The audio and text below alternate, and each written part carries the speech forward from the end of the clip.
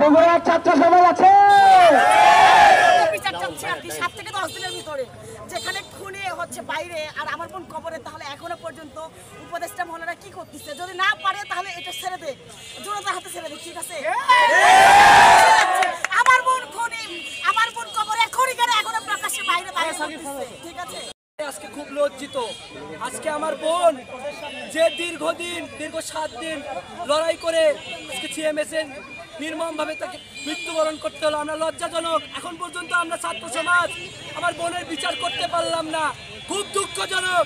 এই ব্যর্থ আইন উপদেষ্টা, ব্যর্থ স্বরাষ্ট্র উপদেষ্টা থাকার পরেও, এই 24-এর গণ অভ্যুত্থানের পরেও আমরা যে আন্দোলনের পর একটি অন্তর্বর্তীকালীন সরকার গঠন করেছি, কিন্তু সেই সময় এসে দাঁড়িয়ে আজকে দেখবেন যারা রেপিস্ট তারা ঠিকই ওই জেলখানার মধ্যে আছে, কিন্তু আমার বোন আজকে মৃত্যুবরণ করতে হলো। লজ্জিত আজকে এখানে দাঁড়িয়ে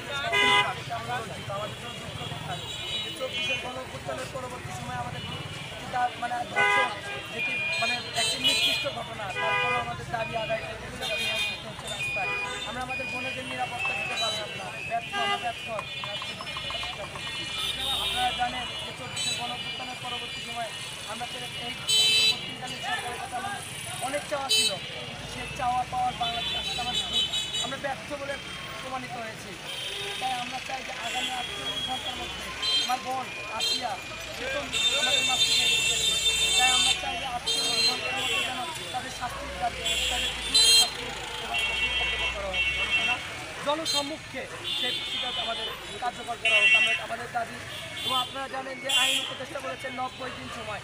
একজন ধর্ষক সে ধর্ষিত, একটা বোন ধর্ষিত হওয়ার প্রমাণ হওয়া সত্ত্বেও তাদের কেন 90 দিন সময় দেওয়া হবে?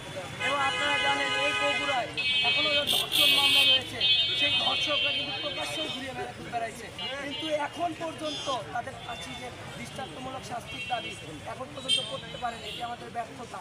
আমরা মনে করি যে আগামী 48 ঘন্টার মধ্যে পূর্বের যে ধর্ষক যে কেসগুলো রয়েছে সেগুলোকে ওপেন করে এবং বর্তমানে যে কেসগুলো হয়েছে সেগুলো পর্যবেক্ষণের মাধ্যমে 48 ঘন্টার মধ্যে ফাঁসি কার্যকর করে জনগণের সামনে একটা দৃষ্টান্ত উদাহরণ হিসেবে অন্তর্বর্তীকালীন সরকারের দায়িত্ব হিসেবে আমি মনে করি তাদেরকে একটু এটি প্রকাশ করা দরকার এবং তাদেরকে ফাঁসির কাস্টে দ্রুত ঝোলানোর প্রয়োজন আমি মনে করি। কেননা যত দ্রুত এবং যদি 48 ঘন্টার মধ্যে সরকার ব্যর্থ হয়, আমরা রাজপথে দাঁড়িয়ে এই ব্যর্থ স্বরাষ্ট্র উপদেষ্টার বিরুদ্ধে আমরা অবস্থান নিয়েছি। আমরা আইন উপদেষ্টার বিরুদ্ধেও আমরা দাঁড়াবো, কেননা 90 দিন কেন সময় লাগে? এরকম ধর্ষণ মেনে যাওয়া যায় না। আর এটা শুধু ধর্ষণ না, একটা শিশু ধর্ষণ, একটা পশু এই ধরনের কাজ কখনো করতে পারে না। সেই ক্ষেত্রে সরকারের কাছে এবং প্রশাসনের কাছে আমাদের দাবি তাকে 48 ঘন্টার ভিতরে তাকে ফাঁসির কাজকে ঝোলানো।